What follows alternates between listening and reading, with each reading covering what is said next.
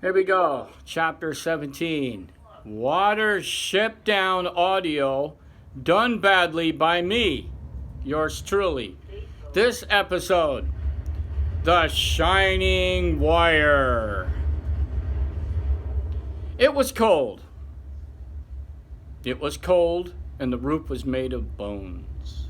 The roof was made of interlaced sprays of yew tree, stiff twigs twisted in and out, over and under, hard as ice, and set with dull red berries. "Come on, Hazel," said Cowslip.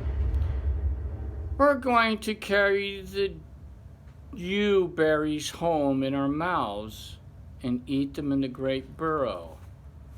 Your friends must learn to do that if they want to go our way." "No! No!" cried Fiber. "Hazel, no!"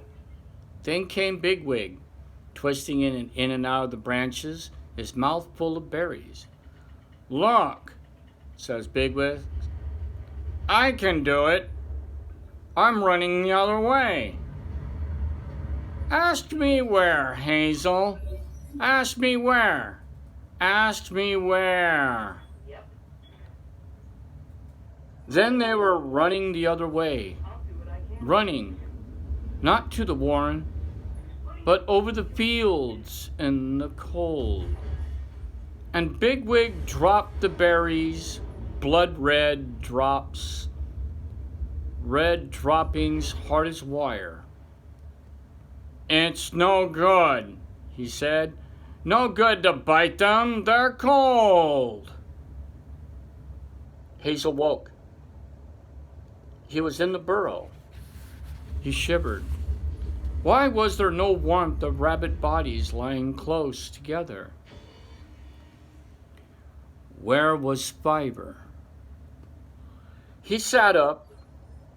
Nearby, Bigwig was stirring and twitching in his sleep, searching for warmth, trying to press against another rabbit's body. It was no longer there. The shallow hollow in the sandy floor where Fiber had lain was not quite cold, but Fiber was gone. "Fiber," said Hazel in the dark. As soon as he spoke, and he knew that there'd be no reply, he pushed Bigwig with his nose, butting urgently. "Bigwig! Fiber's gone, Bigwig!" Bigwig was wide awake in an instant, and Hazel never felt so glad of his sturdy readiness. "What? What'd you say? What's wrong?" "Fiber is gone." "Where have he gone?" "Soof, outside." It could only be Soof. You know, he wouldn't go wandering about in the warren. He hates it. "He's a nuisance, isn't he? He left this burrow cold, too. You think he's in danger, don't you? You want to go and look for him?" "Yes, I must. He's upset and overwrought. It's not light yet. There may be ill, whatever Strawberry says." Bigwig listened and sniffed for a few moments. "It's very nearly light," he said. "There'll be light enough to find him by. Well, I better come with you, I suppose. Don't worry, he couldn't have gone too far. By the king's lettuce, I have half a mind to give him a piece of my mind when we catch him. I'll hold him down while you kick him. If only we could find him. Come on." They went up the run to the smooth mouth of the hole and paused together. "Since our friends aren't here to push us," said Bigwig, "we may as well make sure the place isn't crawling with stoats and owls before we go out." At the moment, a brown owl's call sounded from the opposite wood. It was the first call, and by instinct they both crouched motionless, counting 4 heartbeats until the second followed. Mm-hmm. Mm-hmm. And then you'll have that 4-second pause, Nicholas, right? Yeah. Then, mm-hmm. Just like the big bastard we got outside the door that lives in that big tree. Yep. It's moving away, says Hazel.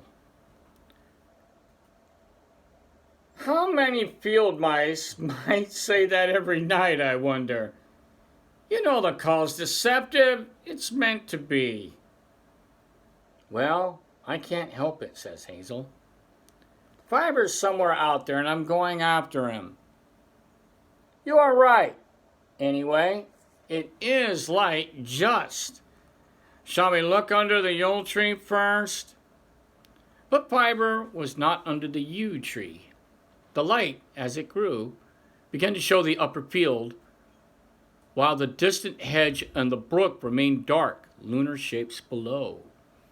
Bigwig jumped down from the bend into the bank into the field and ran in a long curve across the wet grass. He stopped almost at the opposite of the hole from which they'd come up, and Hazel joined him. Here's his line, all right, said Bigwig. Fresh, too. From the hole straight down towards the brook. He won't be far away. When the raindrops are lying, it was easy to see the grass has recently been crossed. They followed the line down to the field and reached the hedge besides the carrot ground and the source of the brook. Bigwig had been right when he says he was in the line, when he said the line was fresh. As soon as they came through the hedge, they saw Fiber. He was feeding alone.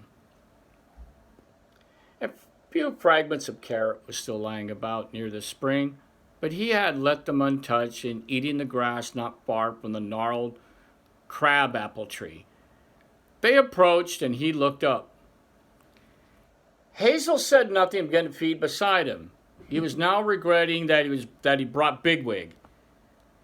In the darkness before the morning, the first shock of discovering Fiber gone, Bigwig had been a comfort and a standby.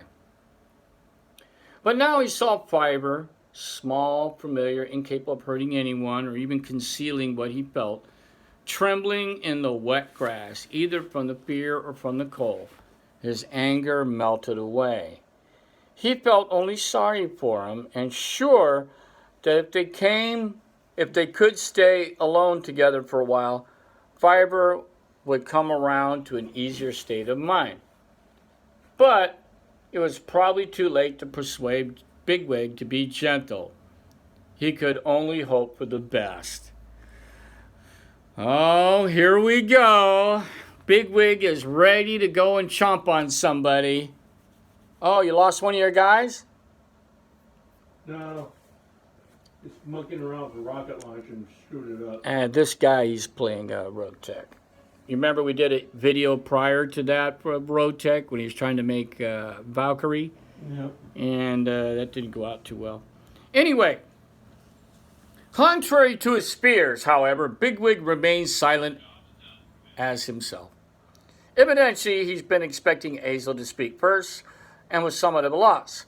For sometimes the three moved quietly over the grass while the shadows grew and the wood pigeons clattered among the distant trees. Hazel was beginning to feel that all would be well and that Bigwig had more sense than he gave him credit for. When Fiber sat up on his hind legs, he cleaned his face with his paws and then for the first time looked directly at him. I'm going now, he said. I feel very sad. I would like to wish you well, Hazel, but there's no good to wish you in this place. So it's just goodbye. Oh, here comes the drama. But where are you going, Fiber? Away to the hills if I can get there. By yourself, alone? You can't. You'll die. You should... You wouldn't have a chance, old chap, says Bigwig. Something would get you before 9 frith. No, said Fiber quietly. You're closer to death than I am. Are you trying to frighten me, you miserable little lump of chattering chickweed? Cried Bigwig. I got a good mind to rip your goddamn fucking head off, you prick. Wait, Bigwig, said Hazel. Don't speak roughly to him. What? You said yourself. You shit talking, began Bigwig. I know, but I feel differently now. I'm sorry, Bigwig. I was going to ask you to help me to make him come back to the Warren. But now, well, I've always found there was something in what Fiber had to say. For the last 2 days, I refused to listen to him, and I think he's out of his senses. But I haven't the heart to drive him back to the Warren. I really believe for some reason or another that place is frightening him out of his wits. I'll go with him a little way and perhaps we can talk. I ought to ask you to risk it too. Anyway, the others ought to know what we're doing, and they won't unless you go and tell them.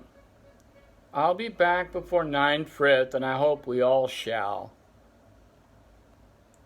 Bigwig stared, and then he turned furiously on Fiber.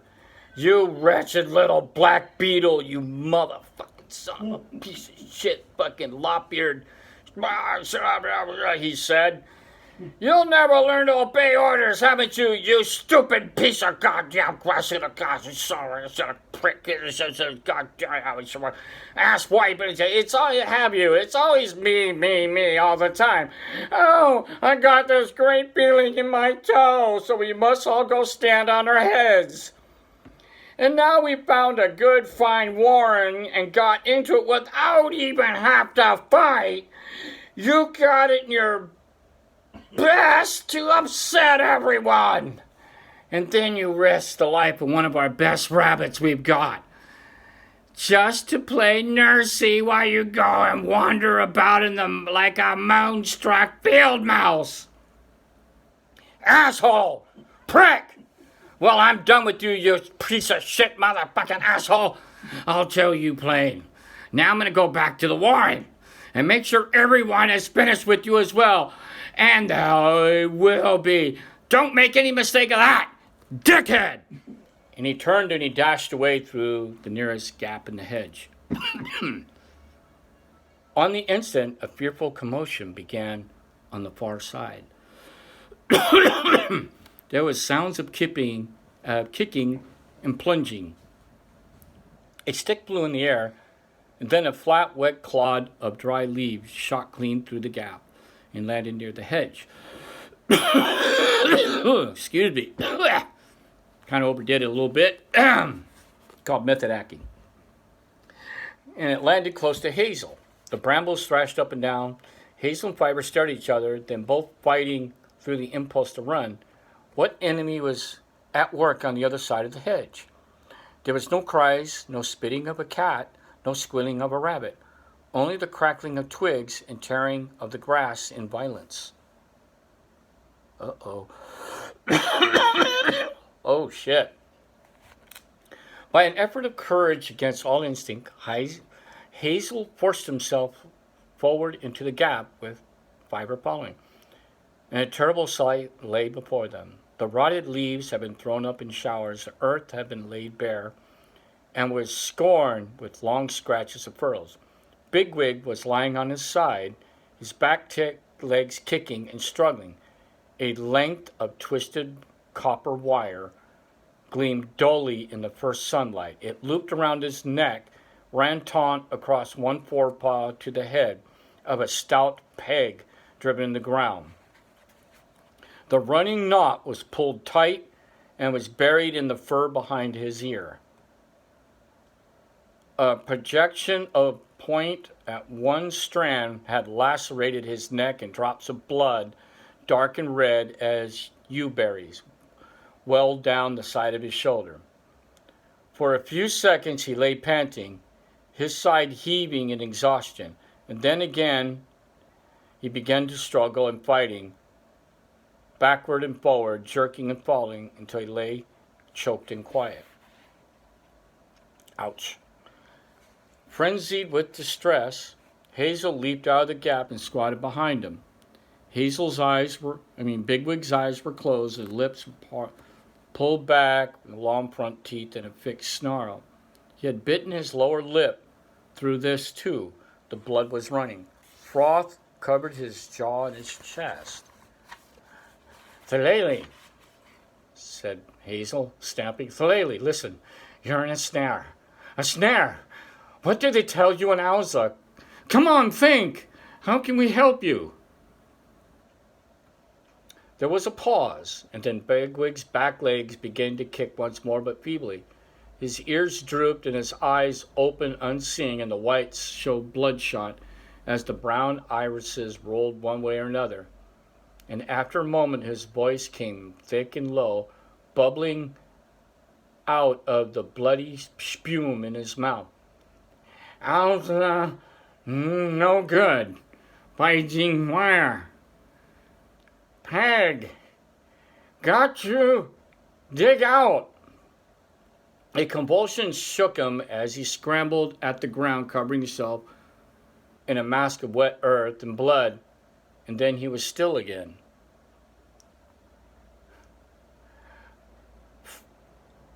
"Run, Fiver! Run to the warren!" cried Hazel. "Get everybody else! Blackberry, Silver, be quick! He'll die!" Fiver was off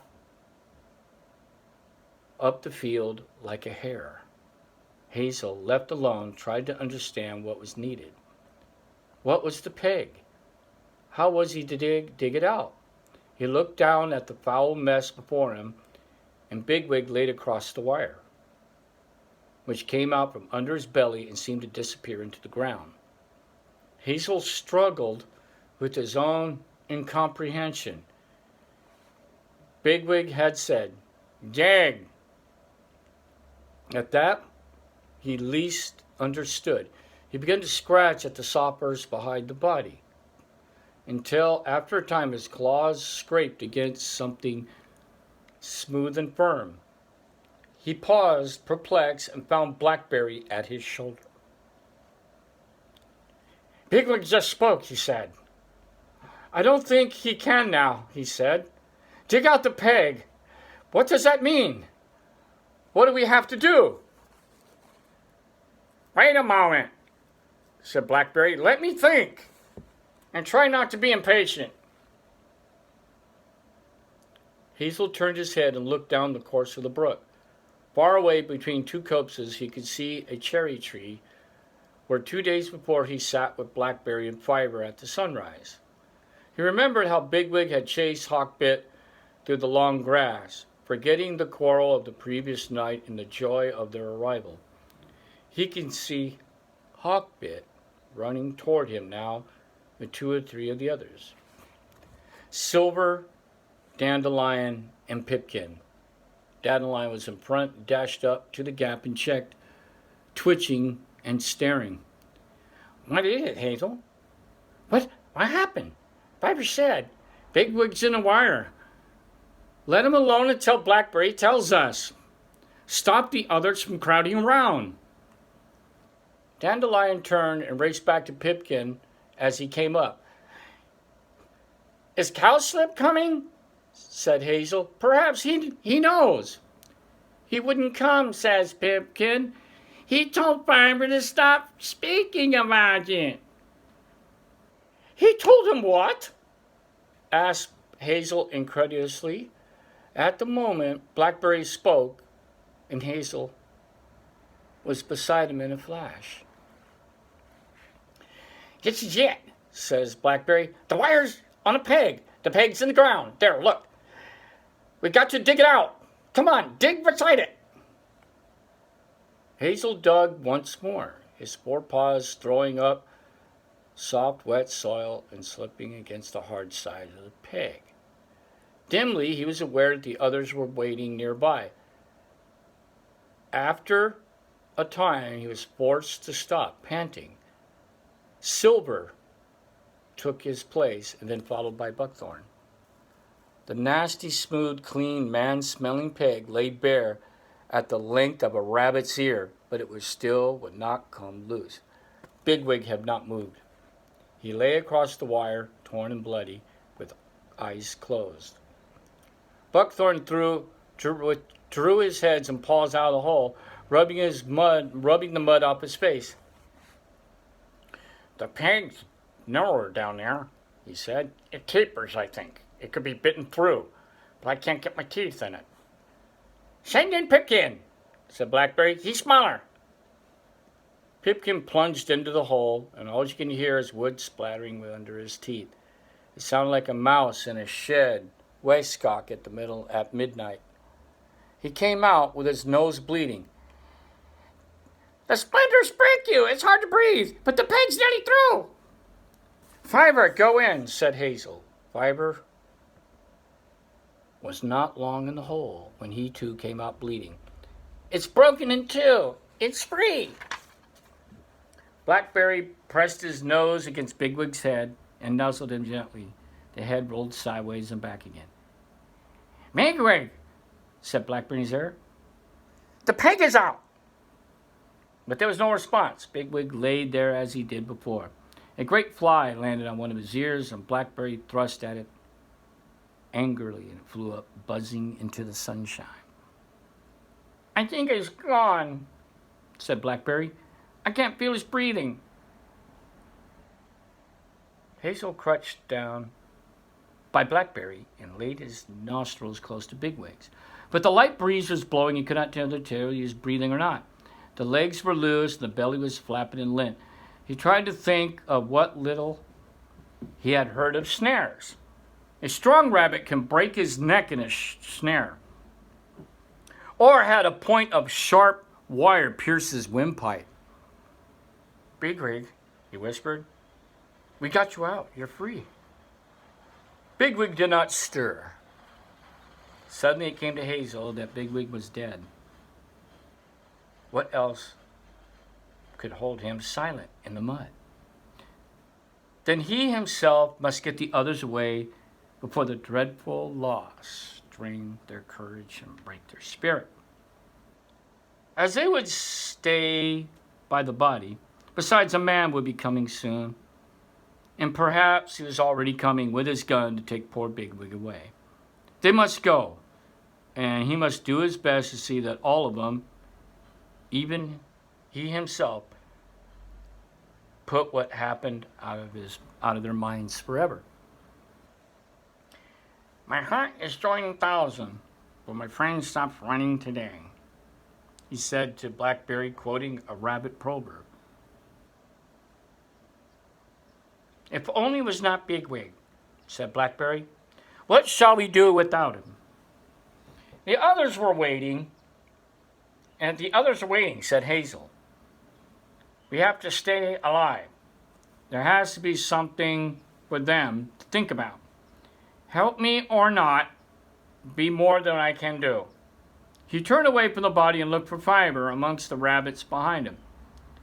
But Fiver was nowhere to be seen, and Hazel was afraid to ask for him, in case there should be some like weakness and need for comfort.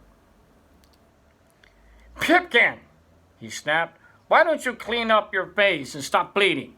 The smell attracts the ill. You know that, don't you?" "Yes, Hazel, I'm sorry. Will Bigwig, And another thing," Hazel said desperately. "What is it you were telling me about Cowslip? Did you say he told Fiver to keep quiet?" Yes, Hazel. Fiver came into the warrant, and he told us about the snare, that poor Bigwig..." "Yes, all right. And then Cowslip?"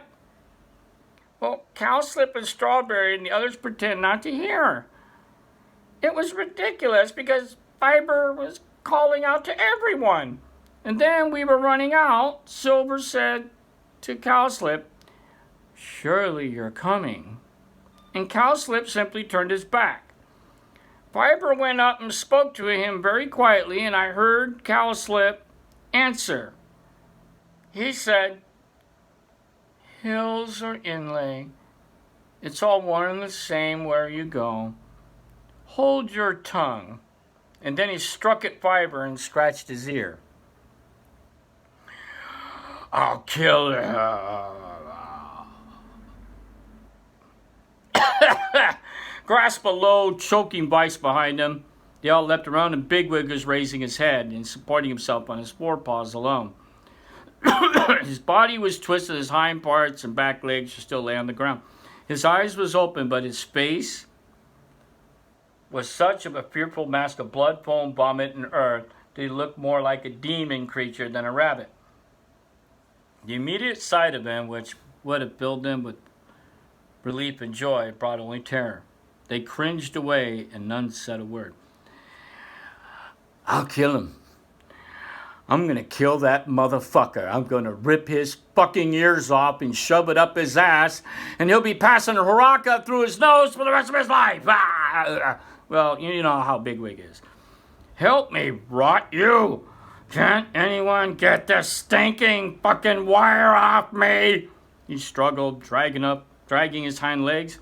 Then he fell again, then crawled forward, trailing the wire in the grass with the broken peg snickering behind it. "Leave him alone," cried Hazel. "For now, but we all pressing forward to help him. Do you want to kill him? Let him rest. Let him breathe." No rest," panted Bigwig. I'm all right." As he spoke again, he immediately struggled up on his forepaws as before. "It's my back legs. They won't move. That Cowslip, I'll kill him. I'll rip his goddamn heart out.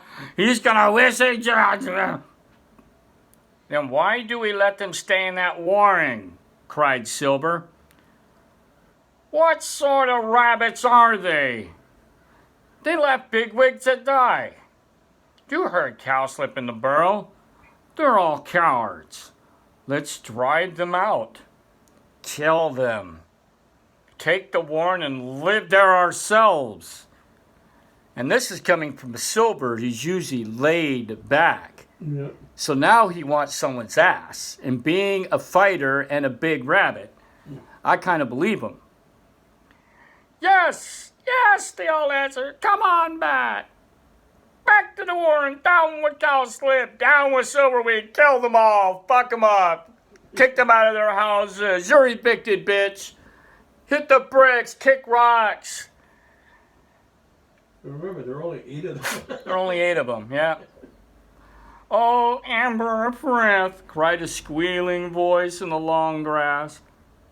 At this shock and purity, the tumult died away. They looked about them and wondering who had spoken. There was silence, and then from 2 great tussocks of hair grass came Fiber, his eyes blazing with a frantic urgency. He growled and gibbered at them like a witch hare, and those nearest to him fell back in fear. Even Hazel could not have said a word for his life. They realized it was he who was speaking. "The warren? You want to go back to the warren, you fools? That warren's nothing but a death hole. The whole place is one foul ill's larder. It's snared everywhere, every day. That explains everything. Everything that's happened since we came here." This is coming from Fiber now. He sat still, and his words came to crawl up the sunlight over the grass. "Listen, Dandelion, you're fond of stories, aren't you? I'll tell you one. Yes, one of El Elrod to cry at. Once there was a fine warren at the edge of the wood, overlooking the meadows of a farm. It was big and full of rabbits. And one day the white blindness came and the rabbits fell sick and died. But a few survived, as they always do. The warren became almost empty. And one day the farmer thought, how could I increase those rabbits making part of my farm? Their meat, their skins, their eyeballs, their haraka. You can imagine what's going on here. And why should I bother to keep rabbits in hutches? They'll do very well here, they are. And he began to shoot at all the illil, the lindre, the hama, the stoat, the owl. He put out food for the rabbits, not too near the warren. For this purpose had to come a custom of going out in the fields and the woods. Then he would snare them. Not too many, but as many as he wanted, and not as many that would frighten them all away or destroy the warren. They grew big and strong and healthy, and he saw it for what they have all of the best, particularly in winter. Nothing to fear except the running out of the hedge gap in the wood path. So they lived as he wanted them to live, and at the same time there was few who disappeared. Rabbits become strange in many ways, different from other rabbits. They knew well enough what was happening, but even to themselves they pretend that all was well. For the food was good, they predicted. They feared nothing but one fear. They struck out here and there, and never enough at the time to drive them away. They forgot the ways of wild rabbits. They forgot El-Al-Ra for what they used for tricks and cunning, living the enemy's warren and paying his price. Wow, this guy is dramatic. They found out other mischievous arts to take the place of tricks and old stories. They danced in ceremonious greetings. They sing songs like little birds and made shapes in the wall. And though these could help them not at all, as they passed the time and enabled them to tell themselves that they were splendid fellows, the very flower of rabbitry, cleverer than magpies. There was no cheap rabbit, no. How could they? For a cheap rabbit must be El-Ra to his warren and keep them from death. And here, there was no death but one. What cheap rabbit could have answered to that? Instead, Fritz sent some strange singers, beautiful, sick like oak apples, the robin's pincushions on a thorn rose. And since they could not bear the truth, these singers might in some places been wise, were squeezed under a horrible weight of the warren's secret until they gulped out fine folly about dignity and everything else they could make believe that a rabbit loved the shining wire. But one strict rule they had. Oh yes, the strictest.